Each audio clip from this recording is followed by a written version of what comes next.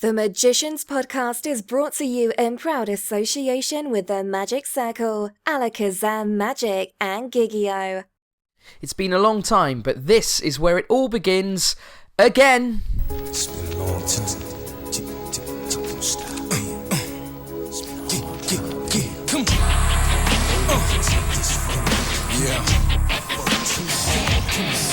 Hey, yo, it's my life, my time, my rights, my rhymes, my grind, my struggle, hustle, sweat in my blood too. I'm ready to smell fear, I smell a lot. My competitors fled scared, cause they smelled I was hot. I want it all, excess, the sex, much success, stress us. I want it all, no less, so come on.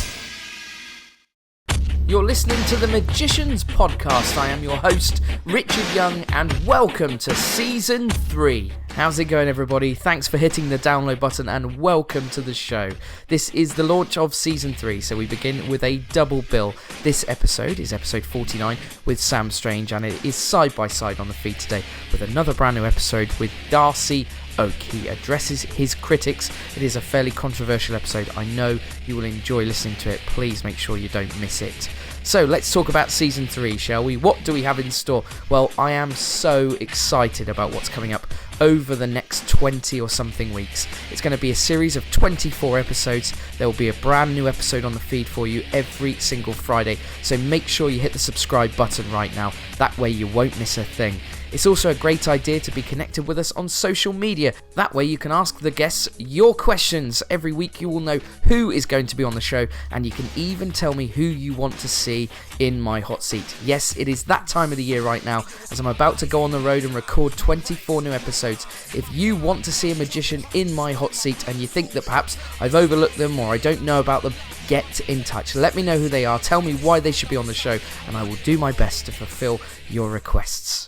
The theme for Season 3 is asking tough questions. That's what I intend to do over this series. I'm going to ask them the questions that you want to know the answers to. Of course, I couldn't make these podcasts without my three incredible sponsors. I'm delighted that they're back on board for a new series. Please do support Alakazam, Gigio, and the Magic Circle. I could not do this project without them. And there's only one other thing I will ask of you. Please do tell all your magician friends that we are back. I don't have a marketing budget here, and it's really important you help me spread the word. So now that's all taken care of, it's time to get going. Over the last year or so, quite a few of you have asked if anyone will ever interview me here on the show. Well, there's no plans for that to happen just yet. However, there is a man that I know who has had a very similar career to me. He is my double act partner, Sam Strange, and he is here today in my hot seat. We've had a bit of fun with this episode. I decided to wind the boy up. I hope it entertains you. Here he is then, my partner in crime, Sam Strange. So here we are, brand new series and a brand new guest. Finally, you are in the hot seat. What's going on? The what seat? It's called the hot seat. The hot seat for what? For the podcast. You're sat in the hot seat for the podcast. What podcast? It's been a little project I've been working on. It goes out every week. It's for magicians. It's like a podcast about magicians, made by magicians. Oh, right. That goes some way to explaining why our act is a crushing failure. I've been busy. What have you been doing in all the time when I've been making these? Listening to the podcasts. Have you? What's your favourite episode? Who have you had on? Well, there's been 48 episodes. This is episode 49. That's my favourite one. 49. What's your least favourite Go on, so episode? what's the format? You just ask me questions and I just tell you the... Yeah, we just like... Hang on, let's just establish the game rules before we get this underway. Why is there a big bowl on the table? Wow. Because it's a new series and I thought we'd have a new little game. I'm only going to play this game with you. But do you remember back in the day when we were doing shows, and we were doing shows and we used to... Harry DeCruz, who now works for Dynamo, he's gone on to much bigger and better things than Young and Strange. Yeah. Harry DeCruz used to keep a list of all your cock-ups. Don't tell... Right, if this is the classic Strange list in post-it notes, I'm going to be furious. It is. It's the classic Strange list in written form. So every cock-up Strange made for over a year was recorded by Harry DeCruz. He's a hero for doing that. This is half fiction. It's not. These are all absolutely true. And what I've done is I've written them all out, and I've put them in this bowl in little pieces of paper. Take one now and I'll tell you whether it's true or not. You just want to start right now, do you? Yeah. Okay, alright, we'll start. Here we go. First one. Interesting. you once threw away £275 in cash. That is true. Yeah. What happened there? So you did it. Hang on a minute. How many pieces of paper are in that bowl? There's a lot of there's a lot of stuff. It's just go straight to the next one. Right. Okay. Well, let me just explain that. They're going to need to know what happened. Is I did a job as a close-up gig, and I came away, and in sort of the bag of rubbish where you got your limes and all that sort of stuff, and your lemons you chuck away at the end of a gig, I accidentally put the envelope of cash in the bin. Right, next one. Should we go? How long does this interview go on for? Well, to be honest, with the amount of things in this bowl, it's gonna be the longest. It's gonna make the Paul Daniels episode, look like a teaser trailer. That's a good one. You made the lid of the cardboard box, sealed the lid of the cardboard box without me in it. Do you remember when you did that? No. I remember that. That was Didcot. Yeah, I don't remember that, but it would have been a better trick if you weren't in it. Thanks. That's for sure. So strange. What's been going on with you then recently? Well, what do you mean? That's what this podcast is. We just talk about what's been going on, basically. No, it's not. You ask me interesting, insightful questions, and I give you my meaningless opinion on it. Okay, so that's what happens. What do you think? Can I ask you questions? It works both ways. No, I'm like David Letterman. I don't get asked questions. Well, I'll ask you a question. So, why? Have you prepared questions? Or is this... prepared questions. I'm interested in the process. Why do you like the countryside? That's a good question. It's rubbish. It's There's amazing. Nothing there. It's an interesting little thing I remember about you. We were on our way to Edinburgh in a van, and you go through the beautiful Highlands of Scotland, and there was this massive mountain, picturesque, like something out of a storybook. And I said to you, correct me if I'm wrong, how good would it be if I ran up there? That'd be amazing. Stand at the top of the mountain and feel the wind and all that sort of stuff. And you said, if I remember rightly, why would you bother doing that? You could just look it up on YouTube. That's 100% true, and you shouldn't be asking what I don't like about what I like about the countryside. You should be analysing why you don't like the countryside. It's a land of magic. You just see a field and you go, you could concrete that over and put a multiplex there. That'd be better. No, why? You are a country boy though, aren't you? Yeah, through and through. I am. You grew up in the countryside. Yeah, I love it. It's sort of the. There you go. No, because you're gonna every answer I give now, you're gonna take the piss. No, you had no examples. That's why you're not even sure why you like it. It's the simplicity of it. It's this sort of the callback to a day. I don't know. Let's talk about Martin Sanderson. Yeah, okay. Let's talk about Martin. Where is he? Well, where is Martin Sanderson? That is a good question. Is he on? You haven't done him on the podcast. I can't get hold of him. He's like Phil J. He's impossible to get hold of. That's a shame because I think a lot of magicians would want to find out where Martin Sanderson is. Let's be honest, you stole his act, didn't you? Well, I think every magician in the country stole his act when he put it out. Corporate Close-Up. Well, Corporate Close-Up was that with Russ Stevens? Russ Stevens did that, and then they did a follow-up. Or not Russ Stevens, I don't think, to be fair, but they did The Business. Which was follow-up DVD. Which was like his B-list It was material. no good. It was no good. All the good stuff. It was like your classic musician's second album. Right. all the good shit was on the first one. So you basically learnt the whole act, and let's be honest, you even looked a bit like him for a while, didn't you? Yeah, I used to wear a tie with an excessively large knot in it. Talk about the day you met Richard Young. Okay, the day I met Richard Young, it's not panned out well, to be honest, since that point. It's been downhill since then. It was in like a travel lodge, wasn't it? Basically, in the foyer of a travel lodge. It was not a travel lodge. It was the Oxford Hotel. It was much nicer. It felt like a travel lodge at the time.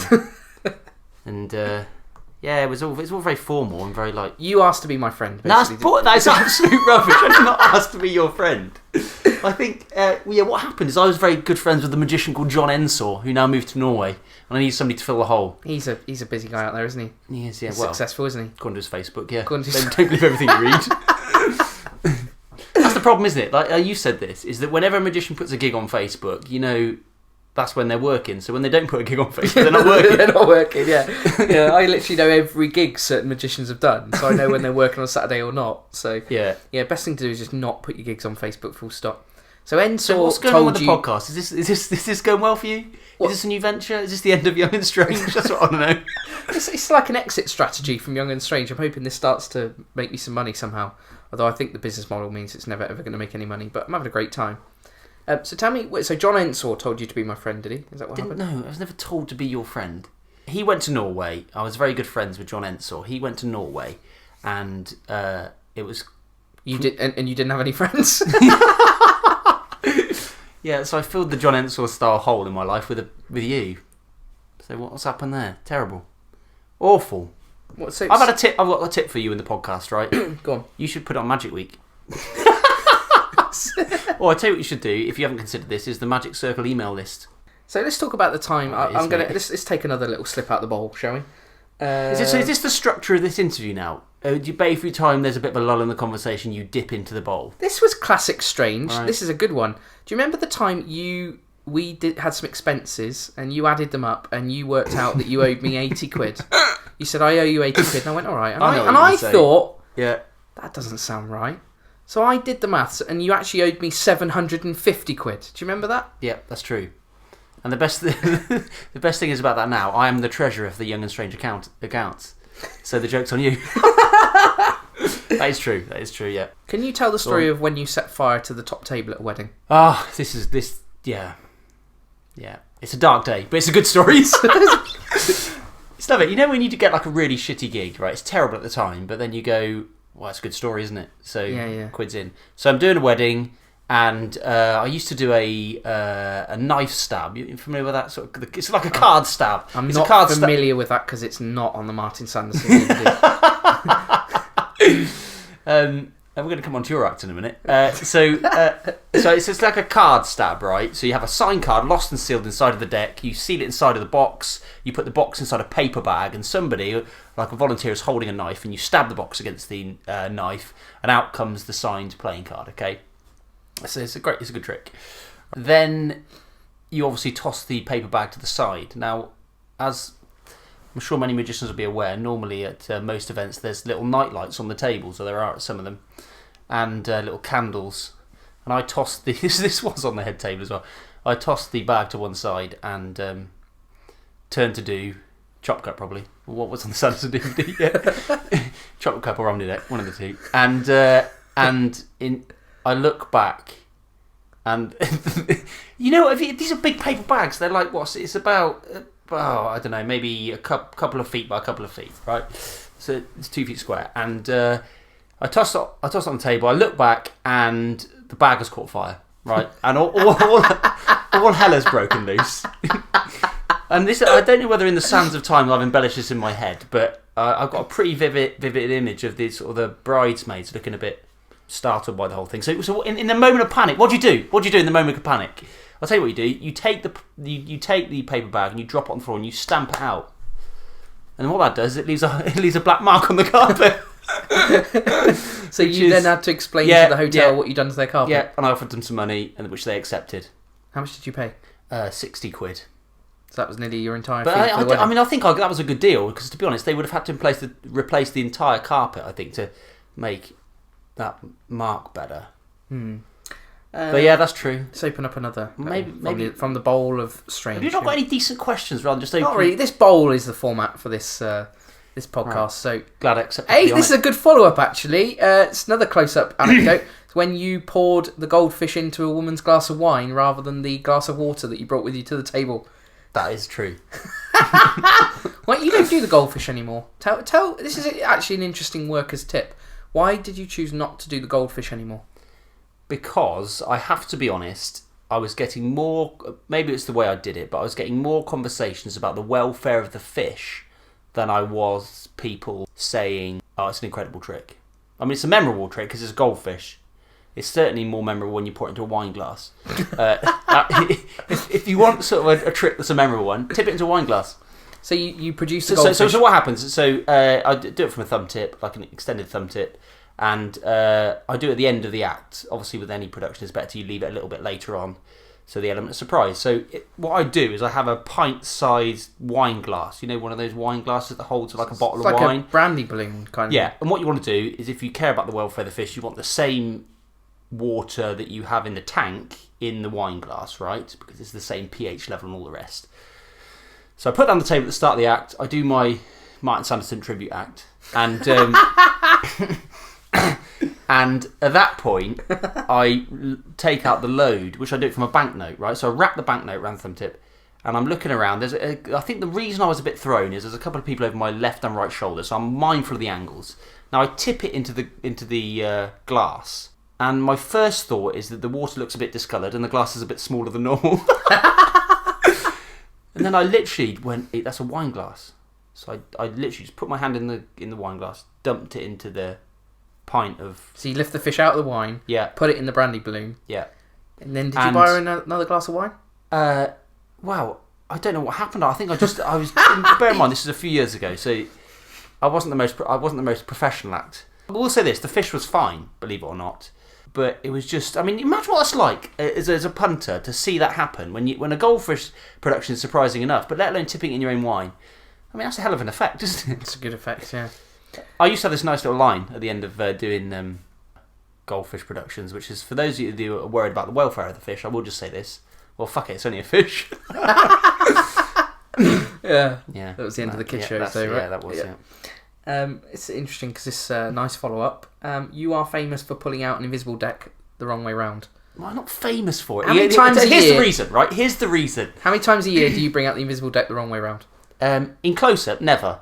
Because when I do it in close-up, it's always the same way. When you do it in stage, and you do it as a stage piece, you're having to do it the opposite way. So in the heat of the performance, listen to you yabber on in my ear and putting me off. Sometimes it will come out the wrong way. Tell us about some of your normal jobs you had, Strange. You had some normal jobs, didn't you? Let's face it, you're an academic failure, aren't you? Yeah, I am. I am an academic failure. I've done loads of different jobs, as I'm sure you have. I worked as a gardener, a porter, a waiter. I worked in the early learning centre in retail, which is your strong point, I know. Mm-hmm. And I also worked for 3.5 years in a nursing home for people with dementia. Yeah, so that was good. And actually, you know what? And I know your final question with every podcast, not that I listen to them, with every podcast is what advice you would give a young magician. But I get that's not my answer. It's not coming to my answer. But one of the advices I would give is get a proper job, because people, close-up magicians who go out for 3 or 4 evenings a week, are regarded as busy. You can soon get used to the lifestyle of a close-up magician and convince yourself you're busy and you've got lots on. When in fact the reality is, in the real world, people get up at, you wouldn't believe this, people get up at sort of 7, 8 o'clock in the morning. It's the middle of the night. It is, and then they come home at sort of 6, 7 in the evening. Mm. So actually the point is that they're getting a proper job, or a load of different proper jobs, not only sort of helped me find my feet and understand that I was passionate about magic, but it also taught me some of the real world values that are useful today. That was serious. Can we go back to the gags? That was a good tip. Good tip. So let's talk about your wedding. It was a good wedding. I liked your wedding. What's the content of this podcast? Is this actually going out this podcast? What I want to know is, why did you not have a magician at your wedding? After preaching to people that they should have you at their wedding, why did you not have a magician at your wedding? Because it's my day and my wife's day, and I didn't want to, and I knew this would happen, to be looking over, to listening to a round of applause or laughter and going, what did that guy say that warranted that response? Because as a magician, if you really care about you trying to do the best job possible, you're constantly trying to work out what's a good performance, what's a bad performance. And I didn't want that on my wedding day, because that's work, isn't it, at the end of the day? Mm. I know I've got a couple of close friends of ours who have hired well-known magicians who are at the top of their game, and they've loved it. But for me, I don't know. I didn't want to have that worry on the day. So let's talk about Edinburgh. You've done 4... Are you annoyed because you didn't get the gig? Is this what this is about? I was there. No, do you know what was worse? Was that it was a Saturday and I was at your wedding and I could have had a gig that day. I was literally sat there eating the pie, which was cold. Right, classic. Wondering... I can't wait for your wedding, by the way. You could be waiting a while, I think, mate. See, I wonder if we got any female listeners. Just let you know, I'm on the market. So apply within. Actually, email Strange and he'll set up a... just make sure you see a picture first, because he's got a seductive voice, right? But this is like a podcast, so you can't see what you're working with. That is true. So you've done 4 Edinburgh festivals. Yes, I have. Yeah. Yes, we have. Yeah. What was the? This is not about me. So what was the highlight of the 4 Edinburgh festivals for you? The cash. No, it's I don't know. They're just good. They're just. Where else can you do shows like that back to back, where you can improve and tweak and change it every time? It's great. We've had some great shows in Edinburgh. We've had some brilliant shows. What's the worst thing that ever happened to us in Edinburgh? Unit L8. Yeah, tell them about Unit L8. Unit L8, the Princess Mole Shopping Centre, 2:30 p.m, right? Young and Strange have got a show as part of the Free Fringe. And it was a show that was our second year? Second year. Second year at Edinburgh. And... No, it was the first year. First year, Edinburgh. PBH's Free Fringe is organised by Peter Buckley Hill, he's a bit of a maverick and does a lot for the festival. And he asked if we would mind doing an afternoon show to fill this venue that's just come up. And we, obviously, wanted to make a good impression, said yes. And then we got the details through. It was Unit L8, which is a disused shop in the Princess Mall Shopping Centre. Now, for those who know Edinburgh, you know the Princess Mall Shopping Centre is it's a shopping district. Nobody in there is going to see a show. Yeah, we did the month's prediction in that. Yeah, we did. Yeah, and that is. I'm going to preempt. It's you in here the bowl. because it's in the bowl, right? It's in the bowl, but you're going to tell it before I pull it out the bowl. Yeah. So the master prediction, I'm sure some magicians are familiar with it. The box which anything can be predicted in. Now that's where it's in a tube. Yeah, it's in a tube. Yeah, I know that now. And the tube is. Are we allowed to talk about methods on this? Well, I don't think we need to go into detail, but the tube is not really in the box before the reveal. So the point is that when you hand that box out at the start, there's this big sort of focal point for the act, and we're going to come back to that later. I think it's fair to say the plastic tube should not be in that box. It's backstage. It's backstage. Of course it is. Except it wasn't backstage. It was in the fucking box. And when there's something in the box, that also means the box won't open in the way it needs to. So you got to share a problem when you got a problem, haven't you? You got to share it. So just to be clear, I was late arriving to this show because I'd had a date, and there was a lovely girl. True? Yeah, I did remember Alona. So I'd met the lovely Alona in Edinburgh that year, and it was coming towards the end of the run. And I said, I'm going to go and meet her for a drink. And you said, don't worry, I'll get the show ready. Yeah, that's what happened, and that's why the tube got forgotten, because the tube was my job every day. Thank you. Yeah, so I will take some finally responsibility. admit some responsibility. Well, I had taken care of the tube every day, so instead you just put the box out on the stage. So I just say to you in the show, I think just halfway through doing something, the tube is in the box. I'm doing it. It's my worst attempt at ventriloquism you've ever seen. The tube is in the box. The tube is in the box. At which point, it's already too late to abort the trip, because we've already taken 2 pieces of information for our dream holiday. We've already taken 2 bits of information. We've already introduced the box. But then we've got to be optimists, because you go, that could have been an important show, when the reality was that was Unit L8 of Edinburgh. Yeah, and there was about 14 people in the audience. So anyway, we got through it. We completed the prediction. Yes. We placed it in its secret location, and it came from the box without being in the tube, which made it very unimpressive. Yeah, because it's a piece of paper that's effectively. It's like that's the equivalent of doing a chop cut, but then just loading in a walnut. Do you know what I mean? Yeah, it doesn't really work. So that's it. Yeah. So what been some of the best times in Edinburgh then for you? The best times. Probably meeting Dave at the Jam House, right? Well, we did a couple of years at this venue called the Jam House. Now, that's a big venue, the Jam House. It had like 350 seats, or it certainly did by the time we'd finished with it. And in terms of we were trying to pack people in. We got to tell that story. But basically, the venue really was supposed to seat about 300. Yes. But we found more seats out the back. Well, that's because we're on the free fringe, right? So people pay on the way out. So inevitably, the more people you can pack into that venue, the more money you can make on the way out. So we were finding extra seats around the venue and putting them out in our room. Yeah. Until which point, the janitor guy came and said, "This is now actually a fire hazard. How many people there are in this room?" And over the course of the run, we try and sneak in a few more, because it only takes 1 or 2 people in that extra seats that you have who are generous or have brought a family, and that's an extra fair bit of cash, So it's all important, those margins. So they were good. The days at the Jam House were brilliant because we were very lucky. The free fringe, for those of you who don't know, you don't get a lot of production value for the free fringe because you're not paying for a venue. You're not entitled to lighting, sound, and all that sort of stuff. You basically just get the bare bones of a room, and we were able to have a raised stage, lighting and sound, which could be operated from the back of the room, and that was an incredible. And we had some great shows there. We were able to take all our big illusions, or a certain number of our big illusions, and we were doing. We love illusions. Well, I love illusions, and as do you. Yeah. And to be able to do that every day for 24 days is insane, isn't it? That's incredible. Just opened another thing from the bowl.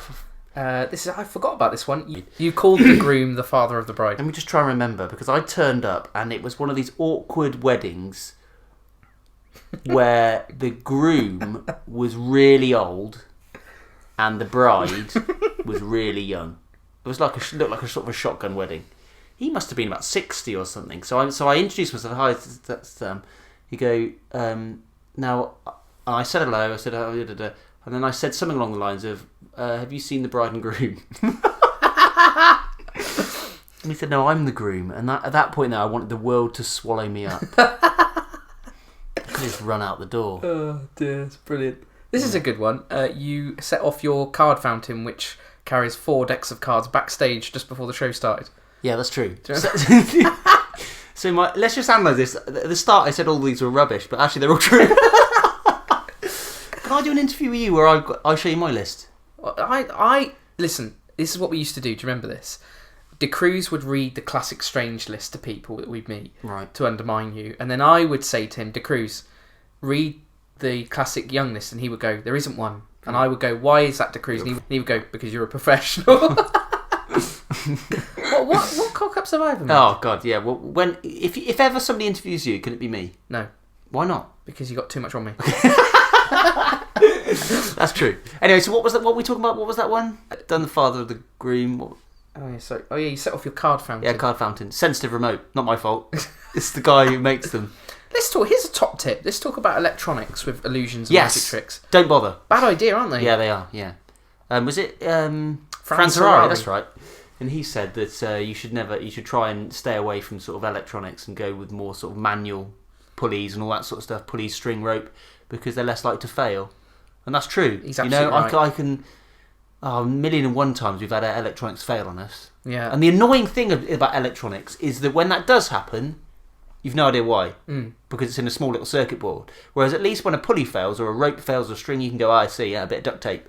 Bit of duct tape or WD-40. They're the two things that you need. So every illusionist has in droves, both of those things.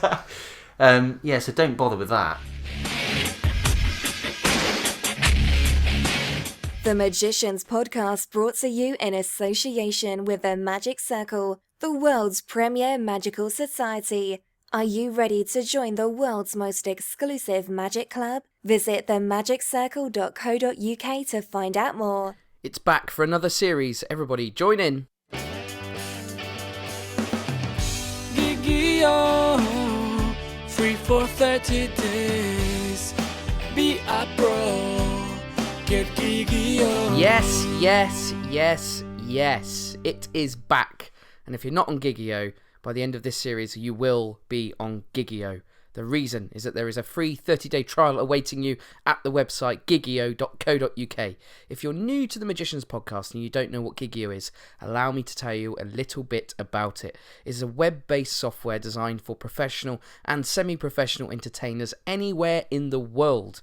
It will track your payments, it will update the diary on your phone automatically, it will generate PDF contracts and invoices for you, and it will even calculate your mileage. Read what others are saying about it and take that free 30-day trial right now at gigio.co.uk. That's Gigio spelled Gigio.co.uk. Whether you're new to magic or a seasoned professional, Alakazam Magic are here to help. Alakazam have been supplying magic to magicians for well over 20 years. Not only do we carry all the latest and greatest magic tricks, books and DVDs, but we also manufacture one of the finest ranges of magic tricks in the world. The Alakazam name is synonymous with great customer service, educated advice, and honesty. So if you're shopping for new magic, make sure you check out our website, www.alakazam.co.uk, or pay a visit to our fully stocked shop.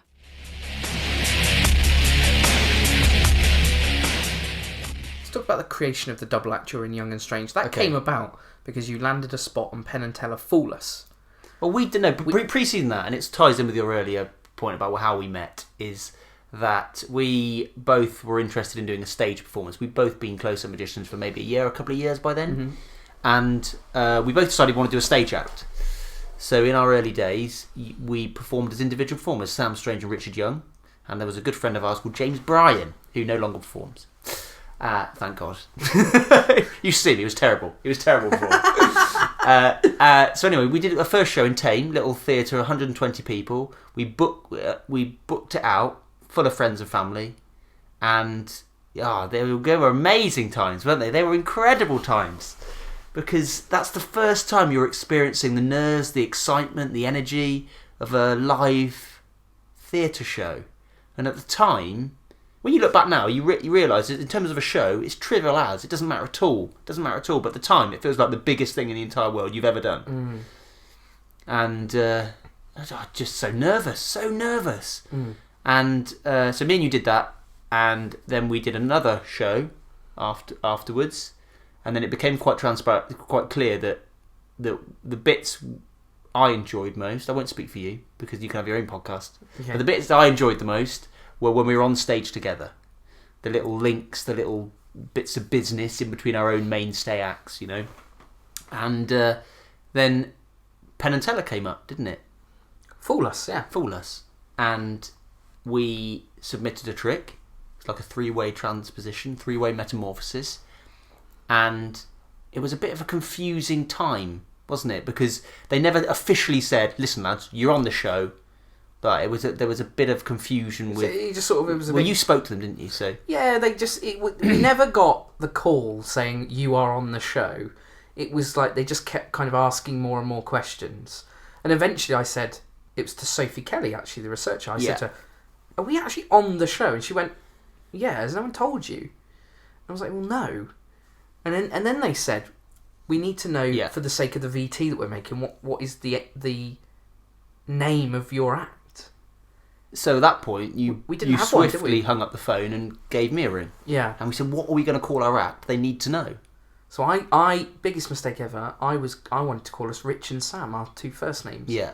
And I get that, and I get why you wanted to do that, because Young and Strange at the time, you could say, "Ooh, might have sounded a bit corny or something." And also Rich and Sam, Jeffrey don't want to tell you this, Rich and Sam has a more warmth to it because they're the people's first names. It's not so formal. But then I was really keen to go with Young and Strange. So I thought it's a missed opportunity. Your real name is Richard Young and my real name is Sam Strange. And I thought that is a bit of a missed opportunity. Let's talk about Fool Us. Do you enjoy being on that show? Not really. Go on, explain why. Because when I loved the whole process, and I loved the phone calls and all the process leading up to it. I just remember this one distinct moment from Fool Us, which scared the out of me, you know. And it was the moment we were called from the green room. We'd been in the green room all day. We had Pradier on the floor preparing his act. Do you remember that? That story's on the Pradier podcast, yeah. Literally, we had Colin MacLeod at the time.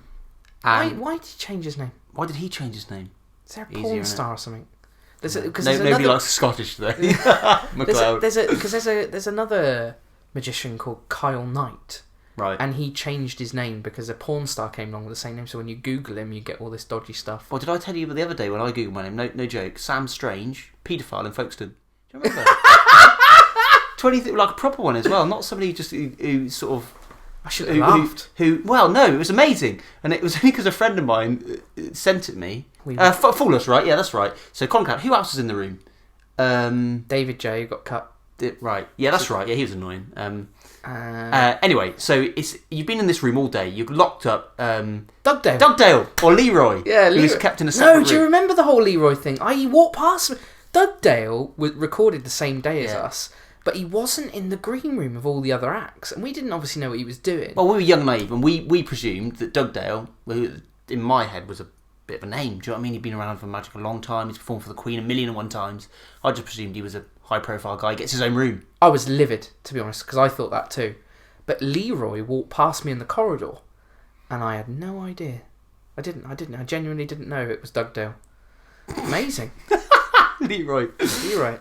Leroy. So we've been in this place all day, and constantly nervous. Text from friends going, "I'm in the auditorium," and I remember distinctly. We come down, we're taken, and it's like whatever time it was. We were one of the later acts on, weren't we?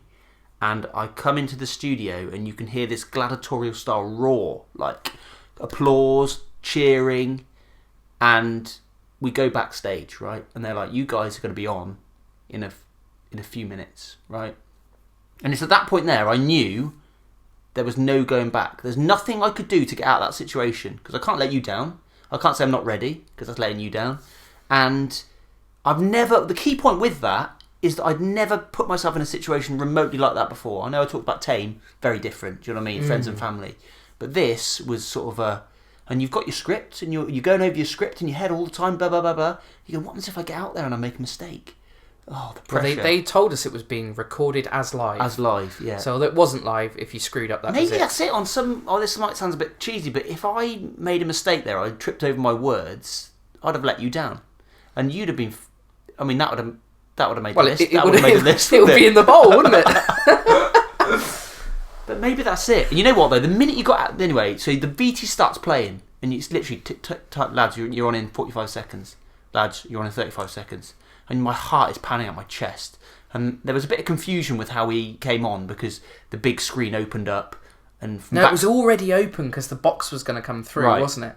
So we didn't get never told any of that, though. Yeah, we didn't get this definite cue that we were meant to go on, and we couldn't hear Jonathan Ross. But then, all of a sudden, Eddie, the floor manager, who was stood behind us, went, "Go on, boys," didn't he? Like, go on, you haven't got on, sort of thing. So I go out and deliver my first line. And it's at that point there, as ever, with all stage performances, at that point there, once you're on the stage and you understand the environment, there's no unknown then, and the fear goes, and then you can competently deliver your line. Yeah. We've also missed out the key point here. Penn and Teller are sitting in front of you. Yeah. Now, they're people we'd watched on the television since we were, knee-high to a grasshopper. I never looked at them. I couldn't do it. Yeah. I could not do it the whole time. Anyway, outside of that moment, Penn and Teller experience was brilliant, but just that moment really ruined it for me. Really? Wow. And you didn't fool him either, so that's embarrassing, wasn't it? Well, don't blame me. You were a double act, mate. Well, something to do with you, I think. So that's all good. What was I going to talk about next? I had where I was Britain's going. Got Talent? Yeah, let's talk about Britain's Got Talent, yeah. Do you want to do that? Yeah. I'm happy for you to talk about that. Okay, Britain's Got Talent. God-awful experience. Yeah. What's the term that magicians have coined for it? The shiny floored slaughterhouse of entertainment. Yes. I like that. That's true. The problem with, and you get this at gigs all the time, at close-up gigs. I tell you what, mate, you should. Tell you what, mate, you should be on Britain's Got Talent. It's something you haven't thought about. Anyway, so it's it's an entertainment show, isn't it? So their brief is to make entertainment, and how they do. What's funny? Are you looking at the next one on the list? Right, let's park BGT and let's come on to this one. Sorry, I just took another one out of the bowl there, and this is a good one. When you thought it would be a good idea to skid onto the stage, you were wearing brand new trousers and you ripped them straight. It was your idea. You said strange. You're an enthusiastic character. You should come on, right? You should come on with enthusiasm, like it's the best place to be. And I was like, that's a great idea, Youngie. I'll do it. I'll just skid. And it was a new suit. So you went down on your knees and skidded onto a shiny floor stage, and it burnt a hole in my track, like a what's it called, a friction burn. Yeah. Anyway, you're back to BGT. Right. So they're making an entertainment show. Of course they are. That's what they do. They're not interested in whether the acts are the integrity of the acts are upheld. I know there's people who you've had on this podcast, Jane Raven, Russ Stevens and stuff, who I'm sure may share a different experience. I'm only talking about the experience we had, okay? So they get on the phone every year, and they do this with all the acts. They say... you would be brilliant on our show. Of course. And I love it how magicians put on their Facebook, I've got the annual call from BGT again, like it's something prestigious. It's not. They phone everybody, right? Yeah. Normally, you just put them on to Matt Ricardo, who hates BGT. And so they get on the phone every year, and then one year we get a call, right? And I remember with you, we're sitting on the same sofas as we are now, that you said, strange, it's BGT again. And he said, no, I'm Matt Banks, I'm the series producer of BGT, right? So then you've got their attention, it's not some researcher. And he said, quite fairly, listen lads, all I can do is I can just tell you about the process. There's a lot of rumours and misconceptions going around BGT amongst acts. Please just come in, have a meeting with us, we'll talk to you about the process, and we'll be as open and honest, you can ask as many questions as you like. So we thought, can't say fairer than that. We went to the head offices in London, and me, you, Matt Banks, and a couple of others sat round a table. And he said, the only thing we can't tell you is how your judges are going to vote. It's not scripted or choreographed to that extent. They said, what you can do, we'll offer you a time slot to rehearse on the stage, earlier in the day. We'll pass it. Correct me if I'm wrong here, because I don't want to misremember this. Did they say we'll give the judges a nod so they don't buzz you straight away? I said, we want to do a trick where it looks like it's gone wrong. Yes, that's right. And then it comes good. And I'm worried that they're not going to let us finish.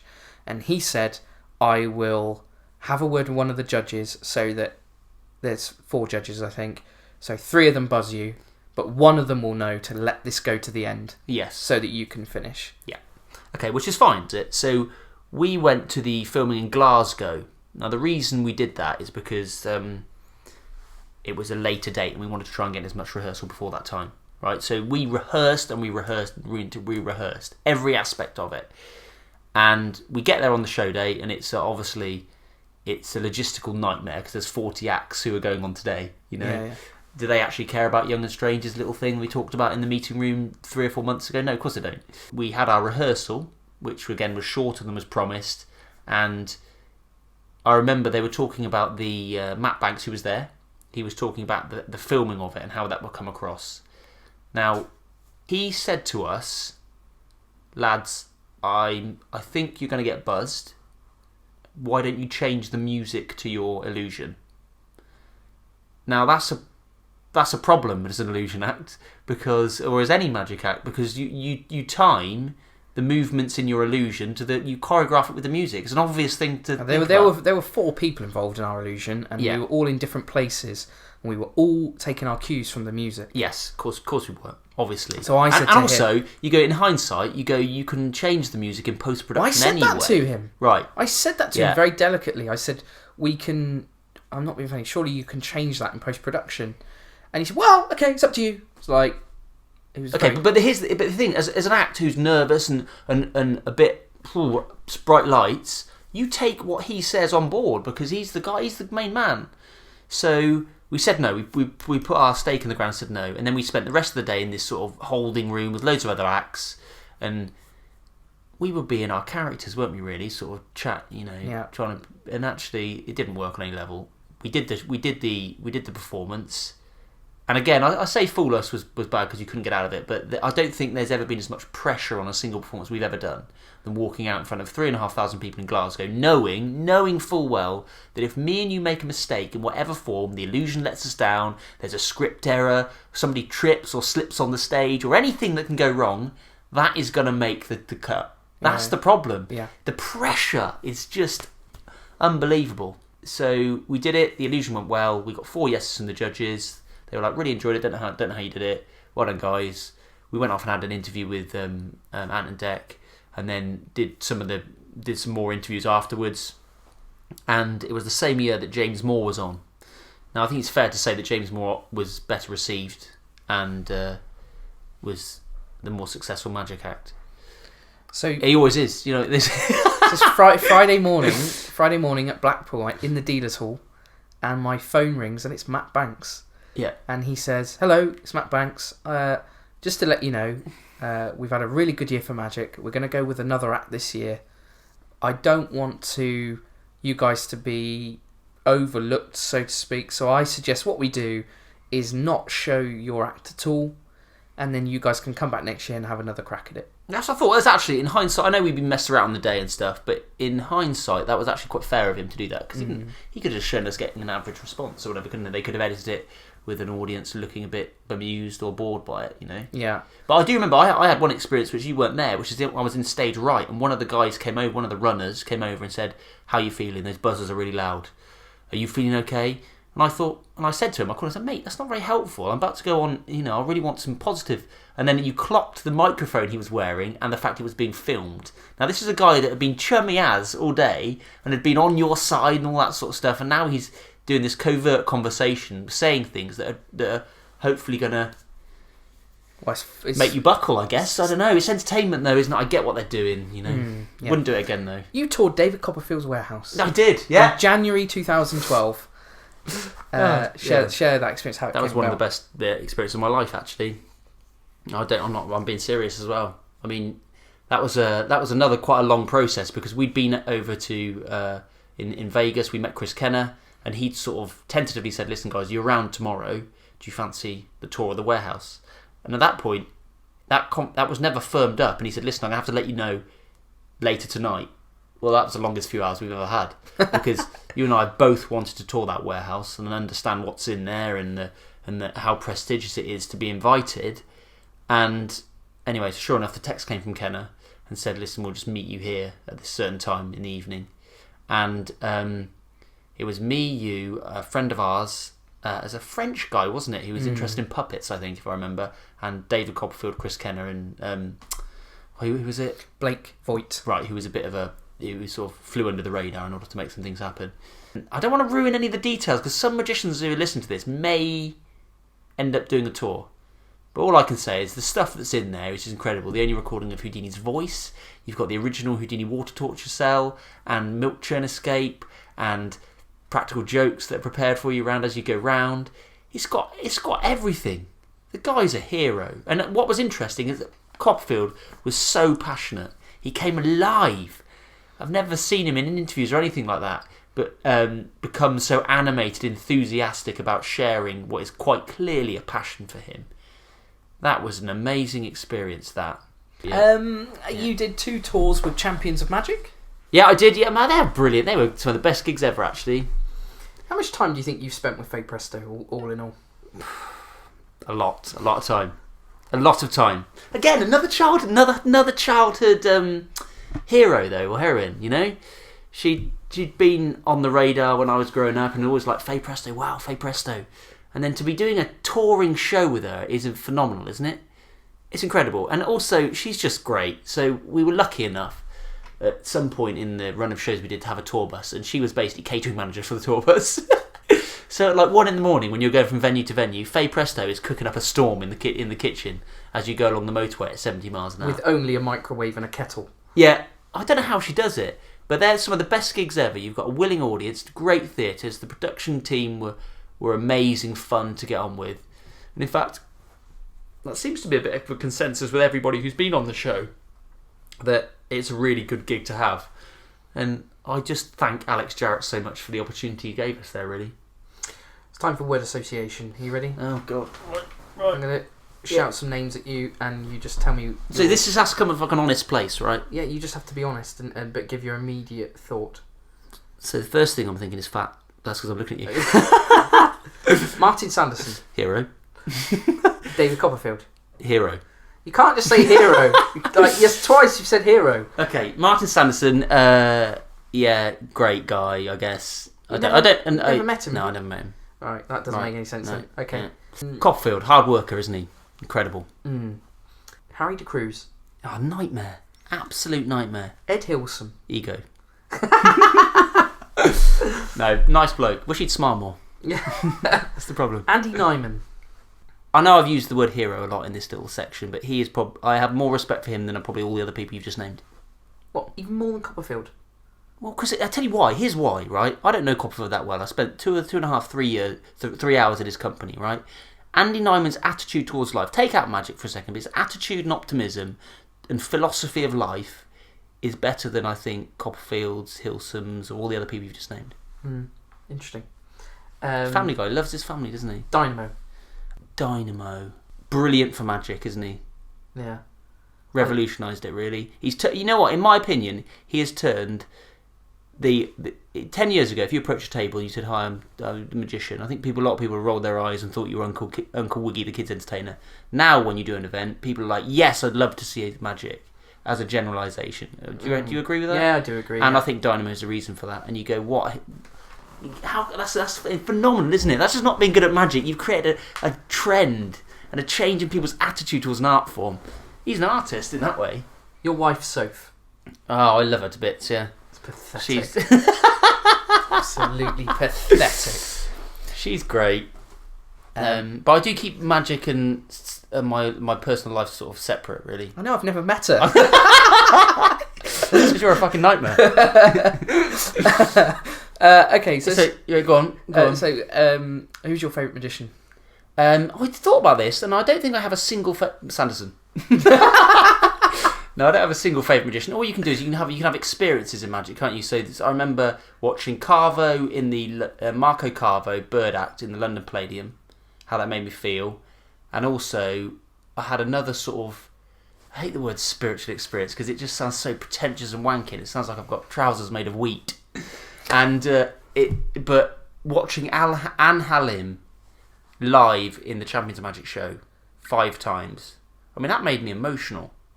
I watched that, I was almost remember when in we tears. watched it from the side? What a privilege it was, because he was on the same show as us. We were able to watch it from the wing, and then your respect for what he was doing went up even higher, didn't it? You could see what he was doing. I mean, he did 5 shows. I watched it from 5 different angles, Yeah. and it's just incredible. What's the best gig you ever did? The best gig I ever did, probably Inverness in Champions of Magic. 1,000 people, great load-in.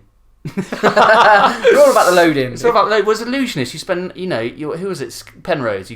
Scott Penrose said this really clever thing, which is as an illusionist, you're 90%. Sorry, you're 10% magician, 90% furniture removal man. So the quality of the gig is directly related to the size of the loading area and the length of the drive. Worst gig. What's you ever your did? best gig then? I'm not being interviewed. Worst gig that you ever did? Funeral. You genuinely did a funeral, didn't you? Yeah. So right, I get this text message from a good friend of mine and yours called Rob James. Now, Rob James is a busy magician, and he had another event, so he passed me this job, and it was a funeral for a guy called Johnny, right? Johnny. Remember the name? It's important.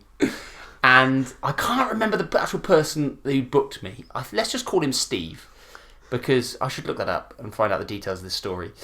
Anyway, so Steve's booked me. Steve is a business partner of Johnny. Johnny is about 32 years of age and is dead, right? It's his funeral. And Johnny is from a Muslim family. It's in Birmingham, like West Midlands.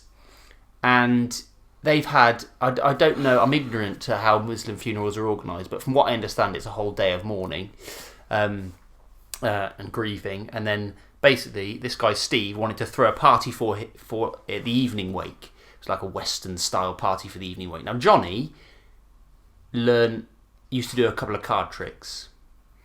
So I turn up to this wake in the evening, and it's about 7 o'clock and 7:30, and it's in a terrible venue. It's like a function room above a pub in like West Midlands, Solihull. So that's not Western. Anyway, I can't remember where it was. I can't quite remember, but I remember the function room, and it's a horrible venue. You go up the stairs, turn up, and there's people who are arriving, and they are genuinely in a period of mourning. Right? They're upset. No one's really talking to each other very much. And I go over, "Hi Steve, how you doing? How's the day been?" It's been, chipper. And he's like, I'm a bit worried about how this is going to go. He's died in a car crash, by the way. Yeah. This guy Johnny, and also, I don't think he'll listen to the podcast, so we're okay. But he's no saint. He'd been in prison 2 or 3 times. Was on the road to reform. He died in a car crash on junction 21 of the M5, I think. So I turn up. So I go round, right, to these people who have arrived and having drinks, and I say, "Hi guys, I'm sorry to interrupt. I appreciate your talking. My name's Sam. And we all do it as guys. Like, how is this out? It's one of those things. The best bit is that you're still doing your Martin Sanderson tribute act. And I'm going, and I'm trying to be sensitive, right? But people are upset. And I'm going to go. I'm not sure if you knew, but Johnny used to do a bit of magic, which it was incidentally. No one knew he used to do a bit of magic. This guy Steve did, right? He was fully aware of the magic passion he had, but nobody really knew about his thing. So I'm going around. So at which point, ting, ting, ting, ting, ting. Right, there's some activity going on, right? So I pause. I've done about 2 or 3 groups, right? It's terrible. It's gone badly, at best. And he plays. They've got a projection screen at the end of the hall, and they play a picture montage, like a PowerPoint presentation done to music of pictures of Johnny, right? So you can imagine how that makes people feel. It's tears again. And it just kills the mood. Any slight bit of applause, laughter, or anything I've been working towards is now being sucked out of the room like a fucking vacuum. So I then go, so the presentation finishes, it's about 3 minutes long, 3.5 minutes long. I forget the name of the song. Anyway, I go over and I go, "Hi guys, really sorry to interrupt. I'm not sure if you knew, but Johnny used to do a bit of magic himself, and it's a nice fitting tribute from Steve to have a magician going around." Again, they don't know he used to do magic. No, don't know he used to do magic. So did the thing, and before you know it, about another 15 minutes in, 20 minutes in, ting, ting, ting, ting, ting, it's another fucking video presentation, isn't it? Now, what this video presentation is, it's gone up a level, it's gone up a notch, is that this is a video of the dead guy, Johnny, talking from what is essentially beyond the grave. It turns out that about 5-6 months prior to his death, he was doing a video cam as part of their gym routine they used to go to together. And he's talking to the camera. It's waffle, right? He's not saying of anything that's profound or of any interest. But the point is, the dead guy, Johnny, is talking from beyond the grave. Everybody shuts the fuck up, right? And everyone is listening.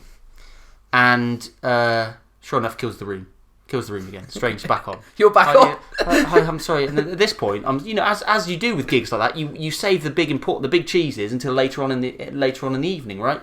So the mother and the father. I don't think he had a dad, but the mother was there, and I go over. It goes badly. Anyway, so this whole event's been a bit. By the way, have I not mentioned this? Because this is the key point. This is the punchline. There's a 10-minute cabaret coming at them from South Strange. You've booked in a cabaret. You've agreed to do a cabaret at a funeral. It's what he asked for. 10-minute cabaret. Now, you know, not really knowing the environment before I turned up, there's tricks and gags coming at them. It's not a tailor-made cabaret for a funeral, right? So anyway, ding. Now he gets the attention of the room. Says thanks very much. Steve gets the attention of the room. Says thanks very much to everybody for coming. However, we're going to have a rap now. Now Johnny's mate.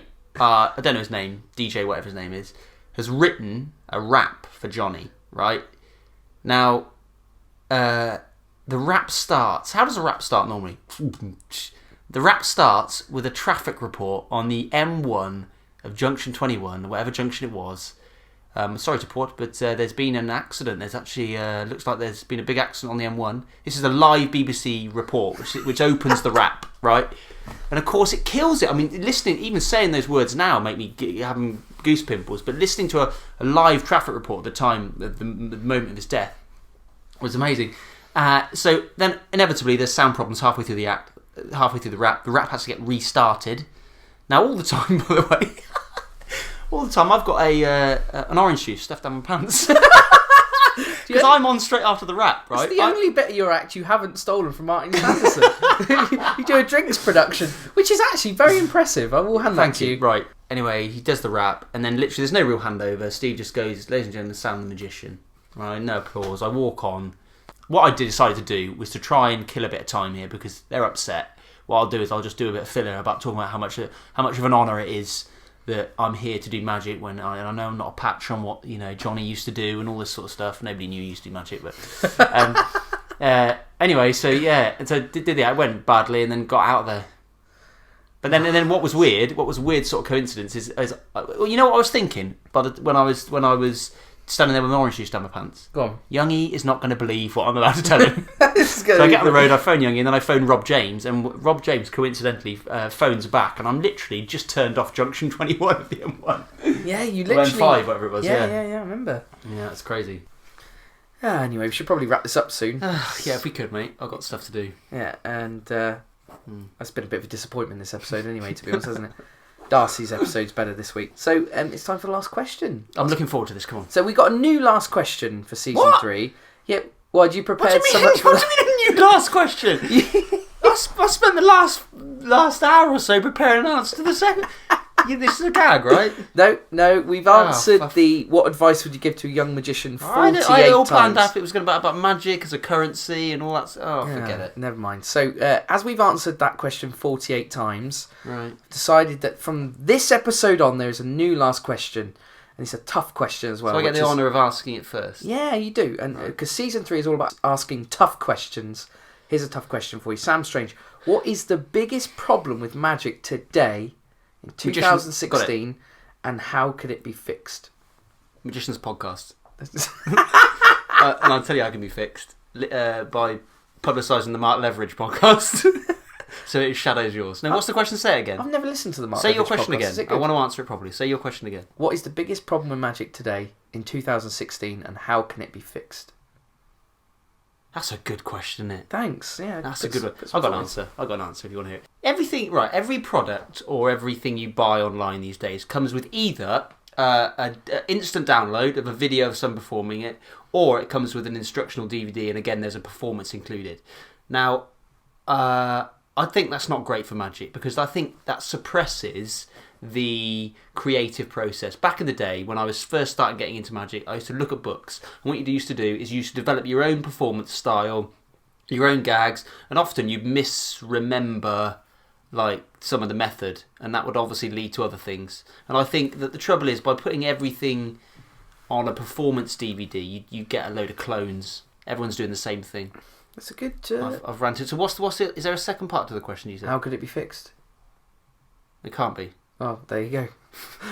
Well, that's the end of episode 1 of season 3. How many seasons are you doing? Well, to be honest, I just got nothing going on, so I'm just filling the time until something happens. You know, I get married or have a family, or I don't know. That's not going to happen, is exactly, it? that's not going to happen, is On it? season 25 of get married.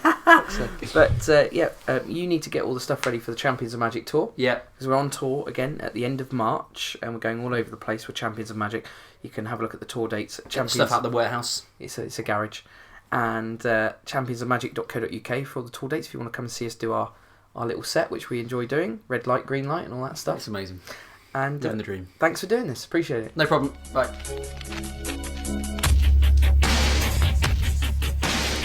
Do not even stop to take breath. Go and download episode 50 right now. I'm spoiling you with a double bill to launch season 3. Darcy Oak addresses his critics. You will not regret it. I'll see you there in a few seconds. Bye bye.